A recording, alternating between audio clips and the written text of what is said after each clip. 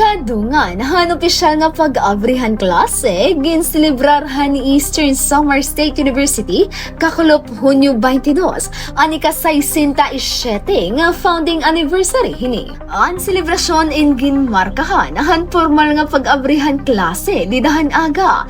Han kulop naman padayon ang programa nga gintikangan ha Thanksgiving Mass, program proper ngan unveiling ceremony, ngan floral offering, haribulto ni Felipe G. Abrigo nga usa sa mga importante nga personalidad ha kasaysayan han institusyon.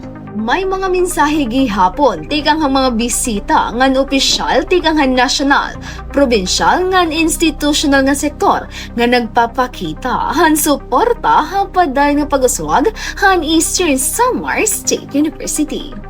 Usa sentro han programa ang awarding of plaque of recognition to outstanding stakeholders and partner agencies. Diin ginkilalahan eso ang mga individual ngan ahensya nga padayon nga nagahatag hinbulig, kooperasyon ngan suporta ang mga programa ngan inisyatibo han universidad.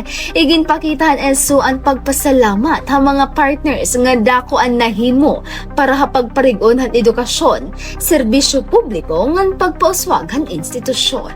Kumo pagkilala ha iya importante nga papel ngan kontribusyon ha pagtubuhan universidad, nagdonara hinhalipot nga historical account para kan late Congressman Felipe J. Abrigo. Ginsundan ini han mga mensahe tikang ang mga bisita ngan partner leaders nga nagdasig ha eso nga ipadayon ang misyon hini ha paghatag hindi kalidad nga edukasyon ngadto ha mga estudyante han Eastern Samar ngan iba pa nga lugar. Igimpapaabot han pamunuan han universidad ang padayon nga paningkamot nga maparigon ang kalidad han pagtutdo, research, extension ngan serbisyo publiko.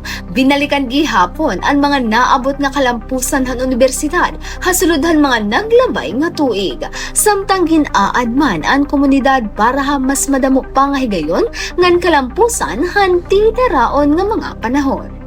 Tikang ha syudad hiton Borongan, Francis Rain Abelgas, Eastern Samar News Service.